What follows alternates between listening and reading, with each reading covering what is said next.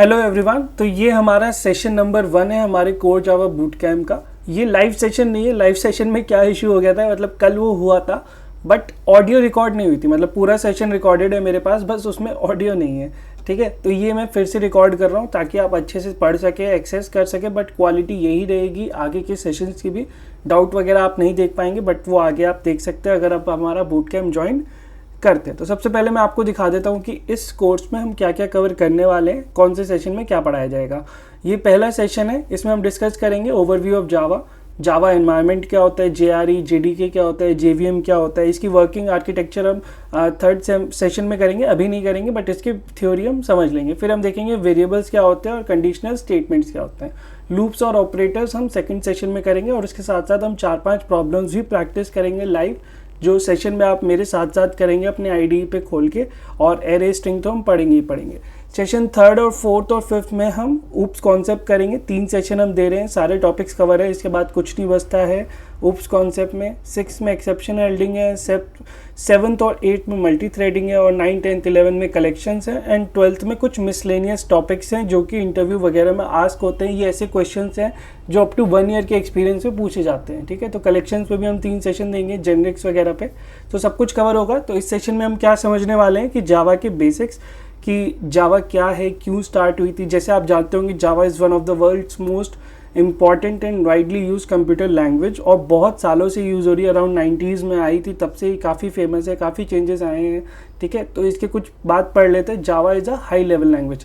आपको पता होगा लो लेवल लैंग्वेजेस होती है जो मशीन लेवल कोड लिखती है, जैसे असेंबली वगैरह, जैसे उसमें आपने कोड देखा होगा ऐड, मूव, राइट, सब्ट्रैक्ट। तो इस तरह के मशीन लेवल कोड उसमें लिखे जाते हैं जो ह्यूमंस नहीं समझ पाते हैं।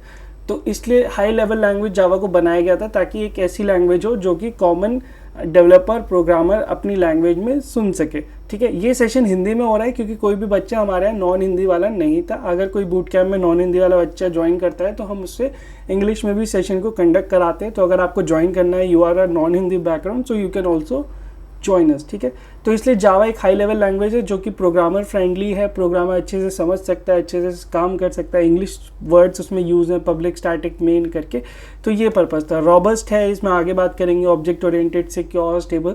तो ये सारे पर्पस की वजह से इसको बनाया गया था।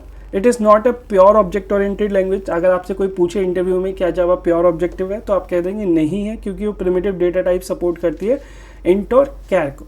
ठीक है, सबसे इंपॉर्टेंट जावा में आता है ये प्लेटफॉर्म इंडिपेंडेंट लैंग्वेज है। हम आगे पढ़ेंगे इसका मतलब क्या है।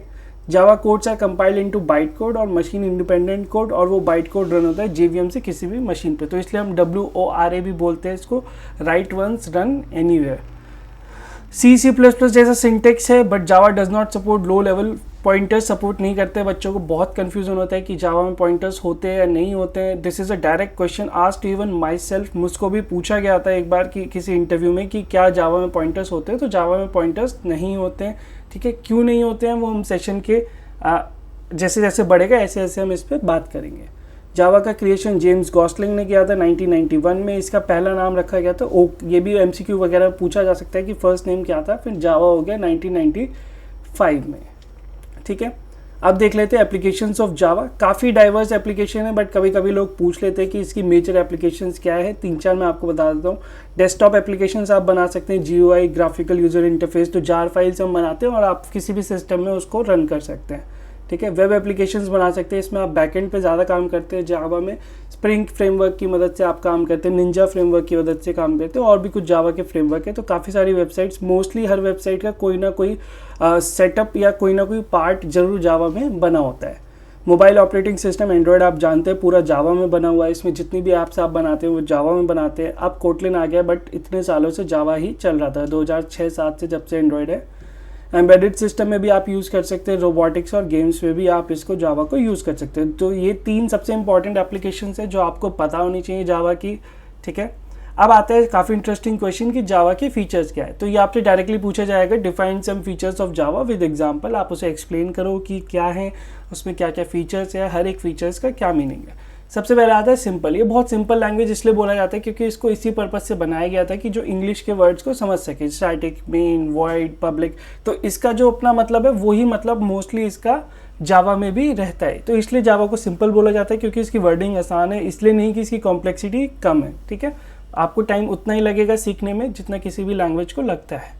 सेकंड आता है ऑब्जेक्ट ओरिएंटेड। इसमें आपने सुना होगा एक फंक्शनल प्रोग्रामिंग होती है कि जहाँ पे फंक्शंस के बेसिस पे प्रोग्राम का कंट्रोल चलता है। इसमें ऑब्जेक्ट्स के अराउंड चलता है। वो क्या होता है वो हम पढ़ेंगे सेशन नंबर 3 में। पहले 2 सेशन हमारे सिर्फ जावा पे फोकस्ड है। थर्ड सेशन से हमारा कोड जावा स्टार्ट होगा। थर्ड आता है रोबस्ट। रोबस्ट का मतलब क्या होता है कि इसमें एरर चेकिंग 2 तरह से दी जाती है। कंपाइल टाइम पे जब कोड कंपाइल होता है तब भी चेकिंग होती है, एक इंटरप्रिटेशन टाइम पे जब कोड इंटरप्रेट होता है। तो इसलिए काफ़ी रोबस्ट है क्योंकि एरर्स इसमें डिटेक्ट हो जाती है। इसके साथ साथ इसमें गार्बेज कलेक्शन, मेमोरी मैनेजमेंट, सबकी फंक्शनैलिटी जावा के जेडीके में मिल जाती है, तो इसलिए इसे रोबस्ट हम बोलते हैं। प्लेटफॉर्म इंडिपेंडेंट, इसमें क्या होता है कि जावा का जो आप कोड लिखते हो वो आप जावा लैंग्वेज में लिखते हो और डॉट जावा से उसको सेव करते हो।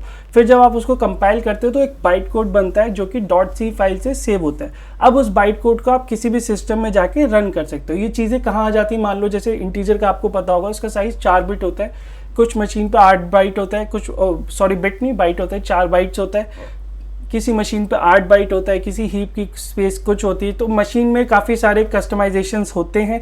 इसमें क्या होता है कि आपने कोड एक जगह लिखा, बाइट कोड में कन्वर्ट किया, फिर जिस भी सिस्टम में आप रन करोगे तो वहाँ पे जावा वर्चुअल मशीन होगी, वो उसको अपने हिसाब से मैनेज कर लेगा, जो भी चीज़ें करनी होगी आपको कुछ नहीं करना होगा। इसलिए प्लेटफॉर्म इंडिपेंडेंट होता है। पोर्टेबल का मतलब है कि कहीं भी रन कर सकते हो, ठीक है।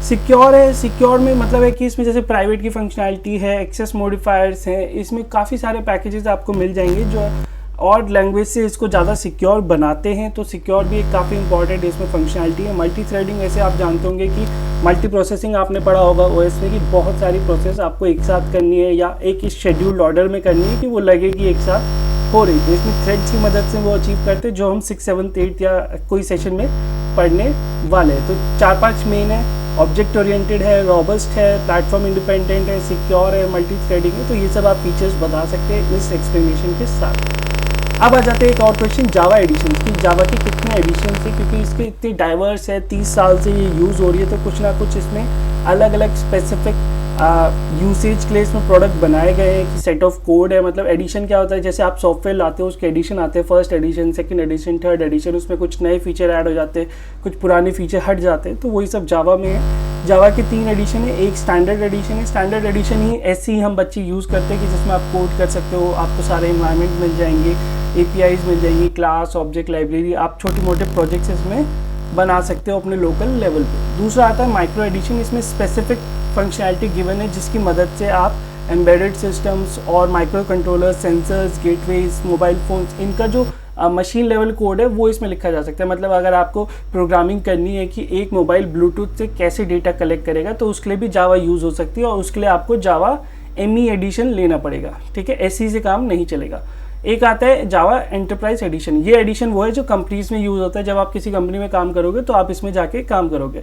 जावा स्टैंडर्ड एडिशन इसी का पार्ट होता है, मतलब इसके साथ भी आपको वो मिलता है। It's a super set of Java standard addition apart from additional functionalities, ठीक है। तो ई-कॉमर्स, अकाउंटिंग, बैंकिंग, हर तरह के सॉफ्टवेयर आप इसमें बना सकते हैं, ठीक है। तो ये सिंपल सी बात थी एडिशंस की जो मैंने आपको बता दी है।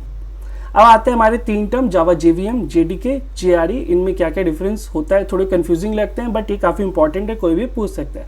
जावा वर्चुअल मशीन, ये कोई मशीन नहीं है, मतलब जैसे आप समझ सकते हो वर्चुअल है कि मतलब इमेजिनरी एक मशीन है। It's a set of code जिसकी मदद से आप जावा के बाइट कोड को रन करते हो, सारी लाइब्रेरीज मर्ज करते हो और अपने ऑब्जेक्टिव अचीव करते हो, जो भी आपका पर्पस है। तो it's a runtime environment to execute Java bytecode. The JVM doesn't understand Java typo. That's why you compile your Java files to .class files, ठीक है, that contain the bytecodes understandable by the JVM. जो bytecode होता है वो हम नहीं समझ सकते हैं, जो Java कोड होता है वो JVM नहीं समझ सकता, मतलब कंपाइलर नहीं समझ सकता, और कंपाइलर जो समझ सकता है वो हम नहीं समझ सकते, ठीक है, क्योंकि उसका और हमारा दिमाग अलग अलग है। JVM कंट्रोल करता है एग्जीक्यूशन का। It enables features such as exception handling and garbage collection, ये सब मैनेज करता है, ठीक है। हमें वर्चुअल मशीन से समझ में आ गया कि ये सब चीज़ें, ये जो भी होता है फंक्शनिंग हम करता है। इसका आर्किटेक्चर हम समझेंगे सेशन 3 में, क्योंकि बहुत सारी चीज़ें ऐसी है जो आपको भी नहीं पता है कि क्लास क्या है, ऑब्जेक्ट क्या है, मेथड क्या है, तो मैं आपका आर्किटेक्चर उसका नहीं समझा सकता। बहुत लोग सिखाते हैं इस टाइम पे बट थोड़ा कंफ्यूजिंग हो जाएगा। We will wait it for the session 3। अब पढ़ते हैं JDK और JRE में क्या डिफरेंस है। एग्जाम्पल की मदद से देखते हैं कि JVM हमने पढ़ा, वो वर्चुअल मशीन है जो कोड को रन टाइम एनवायरनमेंट प्रोवाइड करती है और उसको एग्जीक्यूट करती है। उसके साथ साथ कुछ बहुत सारी लाइब्रेरीज और अदर कंपोनेंट्स भी होते हैं जो उस पर नहीं होते हैं। जब वो कंपोनेंट्स जैसे कि एप्लेट्स हमें रन करना है, कुछ एप्लीकेशंस हमें रन करनी है GUI वगैरह की, तो ये एडिशनल लाइब्रेरीज चाहिए होती है। जब इसको और JVM को हम कंबाइन कर देते हैं तो वो हमारा JRE बन जाता है, टोटल जावा रन टाइम एनवायरनमेंट। ठीक है, तो JVM plus other libraries is Java run time environment. इसमें अभी भी कुछ टूल्स नहीं होते जैसे कंपाइलर्स, डिबगर्स, स्पेसिफिक, तो वो हमें मिलते हैं JDK में। JDK is the superset of JRE, contains everything that is in JRE plus tools such as compilers, debuggers necessary for applets and applications. तो JRE plus tools is JDK, JVM plus libraries is JRE and JVM is the runtime environment. ठीक है, I hope it's quite clear to you guys. आप ऐसे देखिए जैसे मुझे कोई भी कोड लिखना है कोई भी प्रोग्रामिंग लैंग्वेज में, तो मुझे काफ़ी सारे वेरिएबल्स की ज़रूरत पड़ती है। वेरिएबल्स मतलब कोई ऐसा कंटेनर जहां मैं अपनी वैल्यूज़ को स्टोर कर सकूं। जैसे मुझे अगर कोई प्रोग्राम बनाना है कैलकुलेटर का कि उसमें एडिशन हो, सब्सट्रैक्शन हो, डिलीशन हो, बट मुझे कुछ कंटेनर्स चाहिए ना जहां पे मैं उस वैल्यूज़ को होल्ड कर सकूं और वहां पे कुछ परफॉर्मेंस कर सकूं। आप इस कोड को मत भूल देखिए, क्लास क्या है, पब्लिक्स क्या है, ये हम थर्ड सेशन में डिस्कस करेंगे जब हम सारे टॉपिक्स पढ़ चुके होंगे। अभी आप सिर्फ कोड पे ध्यान दीजिए जो मैं बता रहा हूँ। तो उसमें हम क्या यूज़ करते हैं, एक वेरिएबल डिफाइन करते हैं। पहले डेटा टाइप लिखते हैं। डेटा टाइप क्या होता है कि वो इंटीजर है, जैसे आप देखोगे नंबर्स हो सकते हैं, क्या क्या हम रख सकते हैं पहले देख सकते हैं। हम 5 रख सकते हैं, 6 रख सकते हैं, 7 रख सकते हैं, हम डेसिमल वाले नंबर रख सकते हैं, 6.23 रख सकते हैं, 8.75 रख सकते हैं। इस तरह की वैल्यूज़ हम इसमें रख सकते हैं। ठीक है, हम कैरेक्टर्स भी रख सकते हैं, ABCDE ये सब चीज़ें रख सकते हैं। हम वर्ड्स रख सकते हैं, अचिंत्य सेव कराना है मुझे। ठीक है, तो इस तरह के वेरिएबल्स हमें वैल्यू स्टोर करानी पड़ सकती है। तो उसके लिए हम यूज़ करते हैं डेटा टाइप, जो 8 तरीके के होते हैं, हम आगे बात करने वाले हैं। फिर वेरिएबल नेम हम लेते हैं। वेरिएबल नेम की भी कुछ कंडीशंस होती हैं, आप क्या लिख सकते हैं क्या नहीं लिख सकते, वो आइडेंटिफायर जब हम पढ़ेंगे तब हम उसमें पढ़ने वाले हैं। ठीक है, तो डेटा टाइप हो गया कि उस कंटेनर में किस तरह की वैल्यू रखी जा सकती है। वेरिएबल नेम क्या होता है वो हम आपको बता देते हैं। When we want to store any, मैं आपको डेफिनेशन इसलिए बताता हूँ क्योंकि आपको अगर एग्जाम में आंसर देना होगा तो आप वो नहीं बताएंगे आपको क्या आता है, आपको डेफिनेशन बतानी होगी word to word. When we want to store any information we store it in an address of computer. ठीक है, तो instead of remembering the complex address we had stored an information, we name that address. तो हमने क्या करा, मान लो address number 1 2 3 5 6 7 पे जाके मेरा ये वेरिएबल 1 स्टोर हो गया, 1 मैंने स्टोर करा है तो 1 वहाँ जाके स्टोर हो गया। ठीक है, तो अब मैं उसको क्या नाम दे दूंगा, आई, कि कंप्यूटर चाहे उसे कुछ भी बोले मैं उसे आई बोलूँगा। ठीक है, तो naming of an address is known as variable. Variable is the name of memory location. ठीक है, तो ये हमारा सिंटेक्स होता है। अब देखते हैं 2 तरह के डेटा टाइप्स होते हैं इसमें, एक प्रिमिटिव डेटा टाइप्स और एक non primitive data types. Primitive data types होते हैं जो सिंपल डेटा टाइप्स है, जो कि आपको कंपाइलर ने डिफाइन कर रखे हैं, जावा ने प्री डिफाइन कर रखे हैं। इनको प्री डिफाइंड भी हम बोल सकते हैं, प्री डिफाइंड डेटा टाइप्स, कि जो जावा ने बता रखा है कि इंट है क्या है, आप इसके अलावा कुछ नहीं यूज़ कर सकते। नॉन प्रिमिटिव क्या होते हैं, यूज़र डिफाइंड होते हैं। हम क्लास बना सकते हैं, ऑब्जेक्ट बना सकते हैं, हम क्लास में कोई भी डेटा दे सकते हैं और वो एक नया डेटा टाइप बन जाएगा। तो नॉन प्रिमिटिव यूज़र डिफाइंड भी डेटा टाइप होते हैं। प्रिमिटिव डेटा टाइप में क्या आता है कि ये 8 तरीके के होते हैं, char, boolean, byte, short, int, long, float, double. ठीक है, एक इंटीजर होता है जिसमें 4 आपको डेटा टाइप्स मिल जाएंगे, बाइट मिल जाएगा, शॉर्ट मिल जाएगा, इंट मिल जाएगा, लॉन्ग मिल जाएगा। इन चारों में क्या क्या डिफरेंस होता है, बाइट का स्पेस जो होता है वो 1 बाइट होता है, 8 बिट्स होते हैं। ठीक है, उसमें जो वैल्यू आप रेंज स्टोर कर सकते हो -1 to 8 to 1 to 7, इसका डिफ़ॉल्ट वैल्यू 0 होता है। ठीक है, इस तरह से डिफाइन करेंगे बाइट, वेरिएबल नेम और initialization to 10, you can also do it later. Short में क्या होता है, वो 2 बाइट्स का होता है, 16 बिट्स की स्पेस होती है, value range from this number two this number, default 0 है। तो जितने भी आपको वैल्यू लेनी होती है उस हिसाब से आप वेरिएबल लेते हैं, मोस्ट डेटा टाइप लेते हैं। मोस्टली हम इंटी लेते हैं क्योंकि इसकी आप रेंज देखोगे 4 बाइट स्पेस है, इतने से काफ़ी बड़ा नंबर है, तो इससे बड़ा कभी नीड पड़ता नहीं है, इसकी भी डिफ़ॉल्ट वैल्यू 0 होती है। ठीक है, तो मोस्टली हम इंटी लेंगे। और फिर लॉन्ग आ जाता है आपका 8 बाइट्स, जो कि बहुत ही बड़ा नंबर है आई थिंक। ठीक है, तो हम कैसे डिफाइन करते हैं, एक एग्जांपल देख लेते हैं। तो पहले डेटा टाइप देना होगा इंट i इक्वल्स टू 0। ठीक है, फिर मैं इसे प्रिंट करा देता हूँ। अभी ये भी आपको मैं समझाऊंगा इसका लाइन का मतलब क्या है, कौन सी क्लास है, कौन सा ऑब्जेक्ट है, कौन सा मेथड है। तो अभी हम प्रिंट करा देते हैं number value of i is, जो भी हमने वैल्यू इनिशियलाइज करिए। फिर धीरे धीरे से कॉम्प्लेक्स करेंगे हम और चीज़ें देखेंगे क्या क्या इसमें कराया जाता है।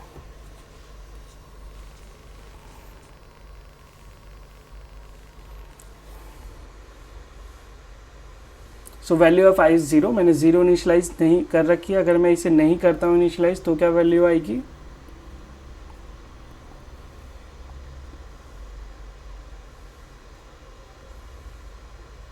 तो ये कह रहा है आपको इसको इनिशलाइज करना पड़ेगा। ठीक है, आप इनिशलाइज नहीं छोड़ सकते, डिफ़ॉल्ट वैल्यू इसमें नहीं ले रहा है। ठीक है, नेक्स्ट आते हैं हमारे डेसिमल नंबर, जो कि हमारे क्लब होते हैं फ्लोटिंग पॉइंट नंबर की कैटेगरी में। फ्लोट और डबल, इनमें भी डिफरेंस है साइज़ का कि 4 बाइट्स तक फ्लोट ले सकता है, डबल 8 बाइट्स तक ले सकता है। ठीक है, इसको भी हम ऐसे ही डिफाइन करेंगे। ठीक है, एक बार एग्जांपल देख लेते हैं। अगर हमें कोई फ्लोट नंबर लेना होता है, float FF equals to 9.0, F यहाँ पे हमें एफ लगाना पड़ता है इनिशियलाइजेशन के लिए, ताकि इसको पता चले कि ये फ्लोट नंबर है। बाकी और भी कहीं आप करोगे तो डायरेक्ट आप वैल्यू डाल सकते हो, बट इनिशियलाइजेशन में हमें एफ लगाना पड़ता है। ठीक है, तो 9.0 आ गया है। कैरेक्टर्स हमारे वर्ड्स वगैरह होते हैं, जैसे ABCD अल्फ़ाबेट्स होती है, तो उसके लिए हम कैर यूज़ करते हैं। इसमें स्ट्रिंग कोई भी डेटा टाइप नहीं होता है। जावा में स्ट्रिंग की एक क्लास है जो कि प्रिमिटिव डेटा टाइप में हम पढ़ेंगे सेकंड सेशन में। ठीक है, तो string is not a data type, it's a class, क्योंकि वो नॉन प्रिमिटिव डेटा टाइप है। तो कैर क्या होता है, 2 बाइट्स का होता है। इसकी रेंज आपको 0 से 65,535 तक मिल जाएगी। और इसमें कैर को इनिशलाइज करना होता है सिंगल कोट्स में, जैसे मैं आपको एक बार करके दिखा देता हूँ। कैर CH इक्वल्स टू C। ठीक है, तो यहाँ पे हम CH प्रिंट करा देते हैं।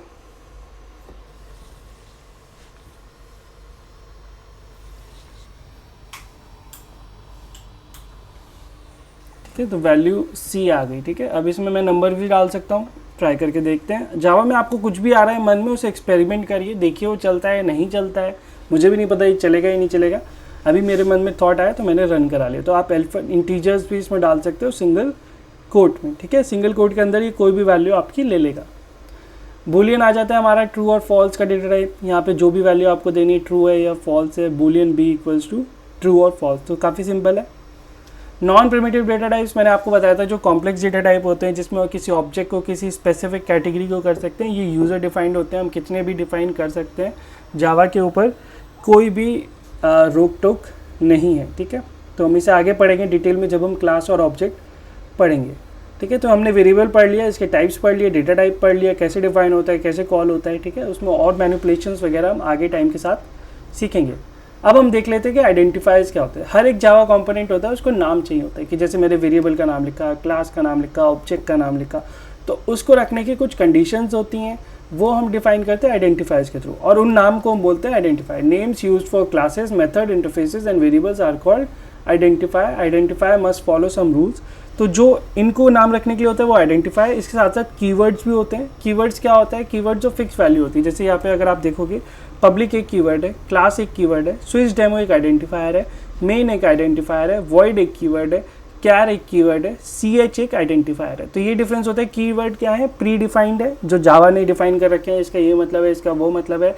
आइडेंटिफायर क्या है, जो हम डिफाइन करते हैं, बस उसके कुछ रूल्स होते हैं कि इस तरह के नाम रख सकते हैं, इस तरह के लिख सकते हैं। तो स्टार्ट कैसे होगा, या तो A to Z होगा, स्मॉल कैपिटल दोनों, या फिर करेंसी डॉलर आएगा, या फिर अंडरस्कोर आएगा। उसके अलावा आप कोई भी नाम वेरिएबल का नहीं लिख सकते हैं। जैसे यहाँ पे मैंने CH बनाया, तो मैं इसे अंडरस्कोर CH कर सकता हूँ। ठीक है, इसको मैं रन कराऊंगा तो कोई भी दिक्कत नहीं होगी। अगर मैं इसको $CH कर देता हूँ, ठीक है, मैं रन कराऊंगा, कोई भी दिक्कत नहीं होगी। ठीक है, लेकिन अगर मैं इसके सामने @ लगा देता हूँ, ठीक है, अब मैं इसे रन करता हूँ, तो अब ये कंपाइलर एरर कर देगा। ठीक है, देखते हैं क्या एरर आएगी। तो इस तरह के क्वेश्चन पूछे जा सकते हैं। अगर ये इशू होगा तो क्या एरर आएगी, वो इशू होगा तो क्या एरर आएगी, जो MCQ में मोस्टली पूछे जाते हैं। तो इलीगल स्टार्ट ऑफ एक्सप्रेशन, ठीक है, तो ये वाली एरर वो थ्रो करेगा। मैं नंबर नहीं लिख सकता, बट अगर फर्स्ट कैरेक्टर हो जाएगा तो उसके बाद में कुछ भी यूज़ कर सकता हूँ। C@CH, ठीक है, मैंने वेरिएबल का नाम बनाया, देखते हैं चलता है कि नहीं चलता। ठीक है, Java is all about experimentation. ये @ एक्सेप्ट ही नहीं करेगा special character apart from $& and underscore, so keep that in mind. After the first character an identifier can have any combination of character but special character at the rate वो except नहीं कर रहा है। Java keywords can not be used as identifier, जैसे मैं static नहीं नाम रख सकता, वेरिएबल का पब्लिक नहीं रख सकता।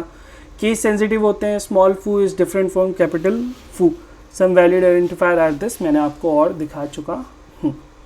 ठीक है, अब आ जाते हैं टाइप कास्टिंग में। ये भी काफ़ी इंटरेस्टिंग कॉन्सेप्ट है जो हम इसमें पढ़ने वाले हैं। अब जैसे आपने देखा कि कई तरीके के वेरिएबल्स हो सकते हैं, जैसे ch1 हो गया, ठीक है, और यहाँ पे मेरा int 2 हो गया, int val equals to 2, but मुझे कुछ ऐसा ऑपरेशन कराना है जिसमें ch और val को मैं इंटरलिंक कर सकूँ। तो ये क्या होता है, ये डिफरेंट डेटा टाइप है, ये डिफरेंट डेटा टाइप है। जब हम दो डिफरेंट डेटा टाइप्स को एक दूसरे से इंटरलिंक करते हैं, एक दूसरे के साथ काम कराते हैं, तो हम उसे टाइप कास्टिंग करते हैं। वो कैसे होता है कि जब हम एक डेटा टाइप को दूसरे में कन्वर्ट करते हैं या दूसरे को पहले में करते हैं। ठीक है, इसमें कुछ कंडीशंस होती है। Casting is the process of changing one type value to another type. In Java we can cast one type of value to another type, it is known as type casting. ये दो तरह की होती है, implicit और automatic type casting, और explicit और मतलब manual auto type, manual type, हाँ यही बोलेंगे, नैरोइंग और explicit type casting. Automatic type casting में क्या होता है, जैसे एक कैटेगरी थी हमारे पास वैल्यूज़ की, जैसे लॉन्ग था, लॉन्ग एल, ठीक है, और हमारे पास था int V L equals to 1, ठीक है। तो अब क्या होगा, जैसे आप जानते हैं कि वैल, इंट और लॉन्ग दोनों एक ही फैमिली को बिलोंग करते हैं, एक ही ग्रुप इंटीजर को बिलोंग करते हैं। तो जब हमने देखा था कि एल का साइज़ 8 बाइट्स होता है, वेल का 4 बाइट्स होता है। तो बड़ी चीज़ में छोटा मैं डाल सकता हूँ, जैसे मान लो आपके पास एक 100 ml का बाउल है जिसमें आप 100 ml वाटर डाल सकते हो। क्या आप उसमें एक दूसरे बॉल से वाटर ला सकते हो जिसमें 50 ml है? डाल सकते हो ना, क्योंकि उसमें ज़्यादा स्पेस है। तो मैं क्या करूँगा, सीधा सीधा वेल को एल में डाल दूँगा और एल को यहाँ पे प्रिंट करा दूँगा। तो क्या ये प्रिंट होगा या फिर ये एरर देगा, बताइए? प्रिंट हो गया। तो ये अपने आप इसका टाइप चेंज हो गया इंट का लॉन्ग में। तो इसे क्या बोलते हैं हम, इम्प्लिसिट टाइप कास्टिंग। तो इसमें कुछ कंडीशंस होती हैं कि two type should be compatible, कि इंट से फ्लोट, फ्लोट से इंट होना चाहिए, बट कैर से आप इंट नहीं कर सकते। कैर वैल्यू अगर इंटीजर होगी, जैसे 1 को मैंने कैर बनाया तो वो टाइप कास्ट हो सकता है, लेकिन अगर उसमें ए होगा तो वो थोड़ी टाइप कास्ट हो सकता है। तो two types can be, should be compatible.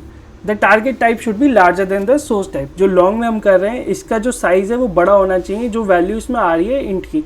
Reverse आप नहीं कर सकते। आप अगर इंट वैल रखेंगे, जैसे मैं पहले लॉन्ग को डिफाइन कर देता हूँ पहले, ठीक है। लॉन्ग में मैंने कुछ वैल्यू डाल दी, अब मैं चाहता हूँ कि मैं इसे एल में डालूँ, ठीक है। तो मैं रिवर्स कर रहा हूँ, अब मैं इसे रन करा देता हूँ। तो क्या ये रन होगा, मतलब विल इट बी एलिजिबल? नहीं होगा। Incompatible types, possible lossy conversion. Lossy conversion का मतलब क्या होता है, जब हम किसी भी चीज़ को दूसरी में कन्वर्ट कर रहे हैं, मान लो 100 ml का बाउल था, उसका वाटर में 50 ml में डाल रहा हूँ, तो 50 ml ही डल पाएगा, 50 ml गिर जाएगा। तो इसलिए इसने गारंटी, हमें वार्निंग दे दी है कि आपका कुछ लॉस हो सकता है, तो ये सब चीज़ें ना करें, ठीक है। इसको आप बचा के रखें, जाके आपके रन टाइम पे कोई एरर ना आए। तो इसलिए हमने कहा था कि कंपाइल टाइम पे भी काफ़ी एरर्स इसमें पकड़े जा सकते, ठीक है। तो हम लॉसी नहीं कर सकते हैं, बड़े से छोटे में नहीं ले जा सकते, छोटे से बड़े में ही ले जा सकते हैं। अब आगे देखते हैं क्या है। तो हमने एग्जांपल देख लिया इम्प्लिसिट टाइप कन्वर्जन का। एक्सप्लिसिट का देख लेते हैं। जब हम कोई वैल्यू को असाइन करते हैं to a longer type, when you are assigning a larger type value to a variable और smaller type, then you need to perform explicit type casting, ठीक है। अगर आप नहीं करोगे तो वो एरर आ जाएगी। जैसे यहाँ पे मैंने लॉन्ग को उसमें कन्वर्ट किया था, अब मैं क्या करता हूँ, इंट डाल देता हूँ इसमें, ठीक है। फिर होगा, होना तो चाहिए।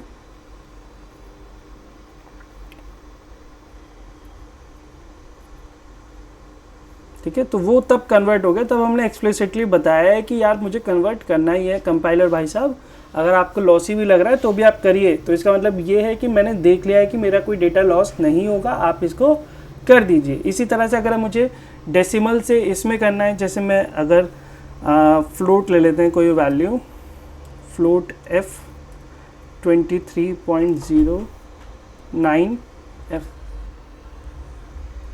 ठीक है। तो मैं इसको अगर इसमें कर देता हूँ, पहले मैं करता हूँ इम्प्लिसिट करके देखता हूँ क्या इम्प्लिसिट होगा।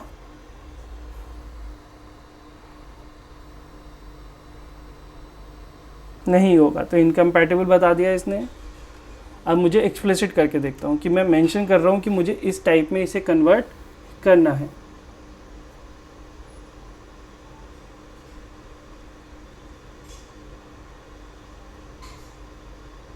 तो इसने कन्वर्ट कर दिया, डेसिमल हटा दिया, इंट में बदल दिया, 09 हटा दिया। तो इस तरह से कन्वर्जन हो जाएगा। आप इसे नेक्स्ट टॉपिक जो हम पढ़ने वाले कंडीशनल स्टेटमेंट, जैसे अगर हम इसे एग्जांपल से देखें कि जैसे आपको शाम को बाहर घूमने जाना है, तो आप क्या सोचोगे, क्या बाहर बारिश हो रही है, ठीक है।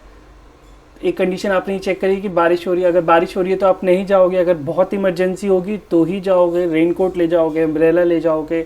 आप बाहर देखोगे क्या भीड़ है या भीड़ नहीं है। अगर भीड़ होगी तो आप कोई व्हीकल ले जाओगे, भीड़ नहीं होगी तो पैदल चले जाओगे, दूर जाना है, पास जाना है।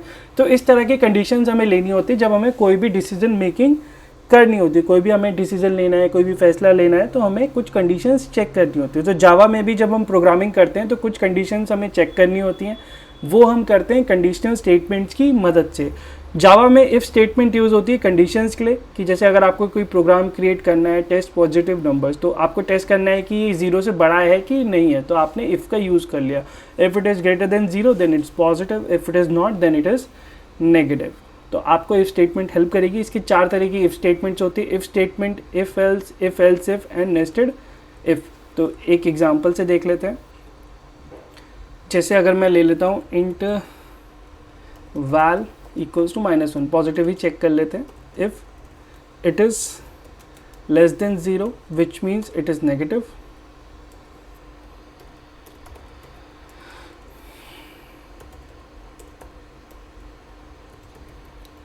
system.out.println, इसको मैं समझाऊंगा आपको क्या होता है थर्ड सेशन के बाद, क्योंकि अगर आपको अभी क्लासेस ऑब्जेक्ट्स नहीं पता तो ये समझ में नहीं आएगा। तो ये क्या है, नेगेटिव है, ठीक है। तो मैं रन कर दूंगा, मुझे पता चल गया अगर वो लेस देन 0 है तो वो नेगेटिव है। ये हमारी इफ़ स्टेटमेंट होती है। इफ़ कीवर्ड लिया, पैरेंथेसिस लगाया हमने राउंड, और उसके अंदर वैल्यू लिखी और एक्सप्रेशन लिखा, तो ये नेगेटिव है, ठीक है। आप ब्रेसेस भी लगा सकते हैं, आपको पता होगा सिंगल स्टेटमेंट के लिए आपको ब्रेसेस की नीड नहीं होती है, ठीक है। तो इसका एक बार डायग्राम देख लेते हैं कैसे ये वर्क करता है। तो कंट्रोल आया है यहाँ पे, इस लाइन पे, इस वाली लाइन पे आया इफ़ पे, तो उसने चेक करा कि वो एक्सप्रेशन ट्रू है या नहीं है, वैल वाली एक्सप्रेशन को चेक करा। अगर वो ट्रू होगी तो वो कोड में चला जाएगा जो हमने ब्रेसेस के अंदर लिखा है, या फिर बिना ब्रेसेस के भी लिखा है, तो फिर एग्जीक्यूट हो जाएगा, और उसके बाद जो कोड है यहाँ पे जो है वो एग्जीक्यूट हो जाएगा। तो ये प्रोग्राम का फ्लो होगा। अगर वो फॉल्स होगा तो वो इस तरफ जाएगा और सीधा कोड को स्किप करे, सीधा आफ्टर इफ़ में चला जाएगा। ब्रेसेस से भी आप देख सकते हैं, अगर ये ट्रू है तो अंदर जाएगा, नहीं तो बाहर आ जाएगा। तो ये हमारी सिंपल इफ़ कंडीशन है। बट बहुत सारी चीज़ों में हमें क्या होता है कि ट्रू के साथ साथ फॉल्स पे भी चलाना है, कि मान लो अगर ट्रू नहीं है तो फॉल्स है तो क्या है, एल्स क्या होगा, या तो वो 0 होगा या पॉजिटिव होगा, ठीक है। तो वो हम लिख देंगे, एल्स कंडीशन लगा देंगे कंट्रोल के लिए। तो इट्स क्वाइट सिंपल कि अगर आप ऐसा करोगे तो ऐसा करना है, ऐसा होगा तो ऐसा करना है, वैसा करोगे तो वैसा करना है। अगर 1 वैल्यू आएगी तो वो पॉजिटिव होगा, तो वो एल्स पे चला जाएगा, एल्स का ब्लॉक एग्जीक्यूट हो जाएगा, ठीक है। तो पॉजिटिव आ गया हमारा, ठीक है। डायग्राम फ्लो में देख लेते हैं, कंडीशन चेक हुई, अगर वो ट्रू है तो इफ़ वाला चेक होगा, फॉल्स है तो एल्स वाला चेक होगा। इस केस में क्या हो रहा है कि कोई ना कोई एक ब्लॉक ऑफ कोड तो चलेगा ही। इफ़ में क्या होता है कि अगर वो ट्रू है तो चलेगा, नहीं तो कुछ नहीं होगा। इसमें क्या है कि एक ना एक तो चलेगा, या तो ये या तो ये, तभी आप नेक्स्ट जा पाओगे, ठीक है। अब इसमें क्या आ जाता है कि कुछ बहुत सारी कंडीशंस आ जाती हैं। जैसे अगर मैं यहाँ पे देख लूँ कि अगर मुझे मार्क्स लेने हैं, ठीक है, मार्क्स मुझे लेने, मेरे को मार्क्स इनपुट कराए, मुझे बताना है कि वो किस ग्रेड में फॉलो करता है। अगर मार्क्स मेरे 90 से ज़्यादा हैं, ठीक है, तो वो ए ग्रेड हो गया, ठीक है,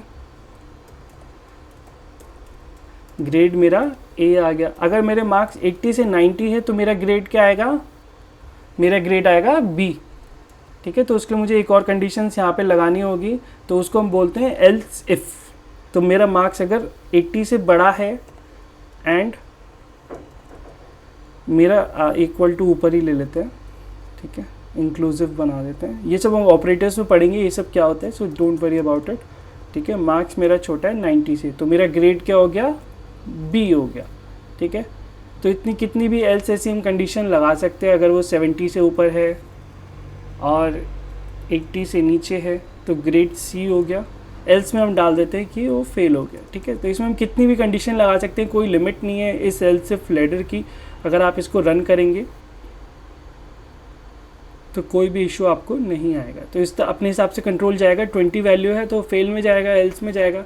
तो ये क्या करेगा, सारी कंडीशंस चेक करेगा, एक एक करके जो भी ट्रू होगी उसमें जाएगा। अगर इफ़ ट्रू हो गई तो बाकी और किसी में नहीं जाएगा, कंट्रोल आगे चला जाएगा। डायग्राम से समझते हैं, जैसे पहली कंडीशन चेक करी, ठीक है, वो ट्रू हो गई तो उसकी स्टेटमेंट एग्जीक्यूट होगी और कंट्रोल नेक्स्ट स्टेटमेंट पे चला जाएगा उस इफ एल्स लैडर को छोड़ के।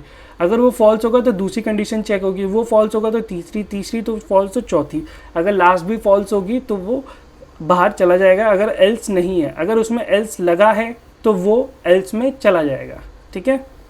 जैसे एल्स है तो वो एल्स में चला जाएगा, अगर एल्स नहीं होगा, सिर्फ इफ़ तक ही है, एल्स लगाना मैंडेटरी नहीं है, अगर एल्स इफ़ तक ही है तो वो किसी भी एल्स में नहीं जाएगा। लास्ट वाला एल्स तो एक तरह से डिफ़ॉल्ट केस हो गया कि अगर आपने कोई भी कंडीशन ट्रू नहीं करती तब भी आप उसे एग्जीक्यूट करा सकते हो। कुछ ऐसी कंडीशन आती है कि हमें उसी के अंदर कुछ ना कुछ चेक करना होता है कि जैसे अगर ग्रेटर देन 90 है, ठीक है, तो मुझे एक और कंडीशन अंदर चेक करनी पड़ सकती है, इज़ इट इन टॉप परसेंटाइलर।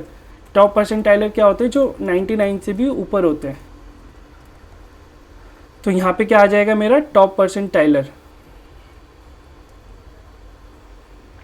तो ग्रेड है तो यही है, बट टॉप परसेंटाइलर भी ये बच्चा हमारा मार्क्स लाया है, इतना होनहार और होशियार बच्चा है, ठीक है।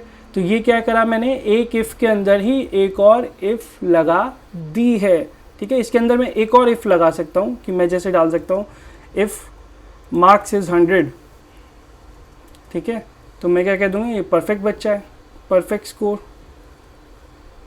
ऐसे बोल सकते हैं,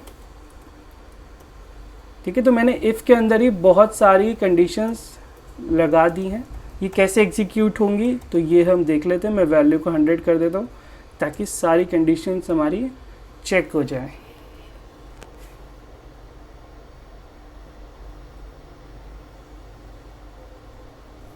ग्रेड ए भी है, परसेंटाइलर भी है और परफेक्ट स्कोर भी है। तो इसे हम बोलते हैं नेस्टेड इफ। इसमें क्या होता है कि जैसे एक कंडीशन चेक हुई, अगर वो ट्रू है तो अंदर जाएगा, एक और कंडीशन चेक है, ट्रू है तो अंदर जाएगा, जाएगा जाएगा जाएगा, जितने भी लेवल पे आप ले जा सकते हैं। बट मोस्टली हम 2 या 3 से ज़्यादा इसको यूज़ नहीं करते हैं, ठीक है। तो ये 4 तरह की इफ स्टेटमेंट थी जो हमने एग्जाम्पल के साथ समझी है। बहुत सिंपल है, इसमें और एग्जाम्पल समझने की ज़रूरत नहीं है। जब हम नेक्स्ट सेशन में कोड करेंगे तब आपको और अच्छे से समझ में आ जाएगा, ठीक है। अब हम देखते हैं स्विच स्टेटमेंट पे। If else if nested if else if ladder की बहुत इशू होती है। मान लो हमें 10 केस चाहिए, 20 केस चाहिए, तो हमें कुछ और यूज़ करना पड़ता है, उसको हम बोलते हैं स्विच स्टेटमेंट। ये एक और तरह का कंडीशनल स्टेटमेंट है, executing one statement from multiple condition. एक ही स्टेटमेंट एग्जीक्यूट करेंगे बट उसकी कंडीशन बहुत हो जाएंगी। इफ़ एल्स इफ लेडर होती है, ठीक है। तो इसको समझ लेते हैं। मान लो अगर यहाँ पे हमें कोई ऐसा केस चाहिए कि मेरे पास डे आया है, इंट डे, तो यहाँ पे मैं 1 2 3 ले लेता हूँ, ठीक है, और उसके हिसाब से उसे देख लूँगा। तो हम क्या करेंगे, स्विच कीवर्ड लिखेंगे, डे वेरिएबल को यहाँ पे पास करा देंगे, ठीक है, और यहाँ पे इंडिविजुअल केस लगा देंगे कि ये क्या हो सकता है, 0 हो सकता है, ठीक है, ये क्या हो सकता है, केस 1 हो सकता है, ठीक है, केस 2 हो सकता है। तो इस तरह से हम कोड लिखते हैं। अब यहाँ पे क्या करेंगे, अगर केस 0 है तो ये कौन सा डे हो गया, मान लेते हैं संडे को हम 0 मान देते हैं। आप स्ट्रिंग से भी कंपेयर कर सकते हैं बट उसमें मुझे थोड़ा ज़्यादा टाइप करना पड़ता तो इसलिए मैंने नहीं किया, बल्कि जब कोड में आप यहाँ एग्जांपल देखोगे तो मैंने स्ट्रिंग से ही टाइप कर रखा है। नहीं, यहाँ भी इंट से है, सॉरी, टाइप तो मैंने ही किया है ना। तो संडे हो गया, ठीक है, और नेक्स्ट कंडीशन में हम क्या देखेंगे, मंडे हो गया, ठीक है, नेक्स्ट कंडीशन में क्या रख लेते हैं, ट्यूसडे हो गया। इतना बहुत है समझने के लिए, आप बाकी डेज भी लिख सकते हैं। अब मैं इसको रन करूँगा तो क्या होगा बताइए, आप कैसे बताएंगे, आप तो वीडियो देख रहे हैं। तो इसने क्या किया, ये वैल्यू आई डे, इसने केस बाय केस कंपेयर करा कि या इसके बराबर है, इसके बराबर है, इसके बराबर है। वैल्यू 1 थी तो इसके बराबर हो गया, इसने मंडे प्रिंट करा दिया, ठीक है। बट ट्यूसडे भी आ रहा है, ट्यूसडे कैसे आ रहा है जब हमारी कंडीशन तो ट्रू ही नहीं है, जब वैल्यू 1 है तो 2 कैसे प्रिंट कर दिया। तो इसमें क्या होता है कि जब तक आप इसको बताओगे नहीं कि आपको यहाँ पे स्टॉप हो जाना है, ये आगे के सारे केसेस प्रिंट कर देगा वेदर वो ट्रू है या नहीं है, ठीक है। तो इसको हम बोलते हैं ब्रेक स्टेटमेंट। तो यहाँ पे मैंने ब्रेक स्टेटमेंट लगा दी। अब मैं इसको रन करता हूँ तो ये क्या बताएगा कंपाइलर को, जो भी प्रोग्राम रन कर रहा है हमारे बाबू, कि आपने ये लाइन एग्जीक्यूट कर दी बट सब ब्रेक कर दो, इस कोड से बाहर चले जाओ, ठीक है। तो आउटपुट आ गया हमारा मंडे, इस बार हमारे पास ट्यूसडे नहीं आया, ठीक है। एक बार हमारा कुछ हो सकता है कि जैसे कोई भी केस ना आए, जैसे मैं अगर इसमें 3 डाल दूँ तो कोई भी केस नहीं फंसेगा, 0 1 2 कुछ भी नहीं आएगा, ठीक है। तो कंट्रोल कुछ प्रिंट ही नहीं कर पाएगा, तो क्या फ़ायदा हुआ हमारा कोड लिखने का। तो इसलिए हमने डिफ़ॉल्ट केस बना दिया है एक, जिसे हम डिफ़ॉल्ट कीवर्ड से यूज़ करेंगे। इसमें कोई भी हम वैल्यू नहीं डालेंगे क्योंकि ये डिफ़ॉल्ट है, ठीक है। तो इसमें लिख देंगे नॉट फाउंड, ठीक है, कोई भी हमें नहीं मिला। और इसके बाद ब्रेक की ज़रूरत ही नहीं क्योंकि लास्ट स्टेटमेंट है ऑलरेडी, ठीक है। जब 3 जाएगा तो यहाँ पे हमारा डिफ़ॉल्ट आ जाएगा कि नॉट फाउंड, हमें कोई भी डे यहाँ पे नहीं मिला है, ठीक है। अब इसे एक बार डायग्राम से समझ लेते हैं इसका फ्लो कैसे वर्क करता है। तो एक्सप्रेशन आई आपके पास, कोई वैल्यू आई तो उसने केस 1 चेक करा, अगर वो ट्रू होगा तो स्टेटमेंट एग्जीक्यूट करेगा। अगर उसके बाद ब्रेक नहीं है, मान लो ब्रेक नहीं है, तो वो क्या करेगा, स्टेटमेंट 2 करेगा, 3 करेगा, 4 करेगा, सारी स्टेटमेंट कर देगा। ऐसा क्यों है पता नहीं, बट ऐसा ही है स्विच में। अगर ब्रेक होगा तो वो ब्रेक जाएगा और कंट्रोल को एग्जिट कर देगा और नेक्स्ट कोड एग्जीक्यूट कर देगा स्विच के बाद। अगर वो केस फॉल्स होगा तो केस 2, फिर केस 3, फिर केस 4, फिर डिफ़ॉल्ट। तो इस लीनियर ऑर्डर में सारे केसेस को वो चेक करेगा और फिर उनकी स्टेटमेंट्स करेगा। अगर वो वाला ट्रू होगा तो कंडीशन, तो एक बार में एक ही केस वो ट्रू करेगा, ठीक है। ऐसा नहीं है कि बार बार वो करता रहेगा, ठीक है। वो आपको लूप्स वगैरह लगानी पड़ेगी अगर आपको कुछ स्विच कराना है, ठीक है। तो ये था हमारा कंडीशनल स्टेटमेंट्स। नेक्स्ट सेशन में हम पढ़ेंगे लूप्स क्या होते हैं, ऑपरेटर्स क्या होते हैं, एरे क्या होते हैं और स्ट्रिंग क्या होते हैं, और 5-6 प्रॉब्लम्स हम उसमें प्रैक्टिस करेंगे। लूप्स हमें इसी में कराना था बट थोड़ा सा मैं प्रिपेयर नहीं कर पाया था तो इसलिए मैंने कराया नहीं। मैं नेक्स्ट सेशन में आपको लूप्स कराऊंगा और फिर हम 5-6 प्रॉब्लम करेंगे लाइव। आप अपने आईडीज़ वगैरह सेटअप कर लें so that it will be more fun.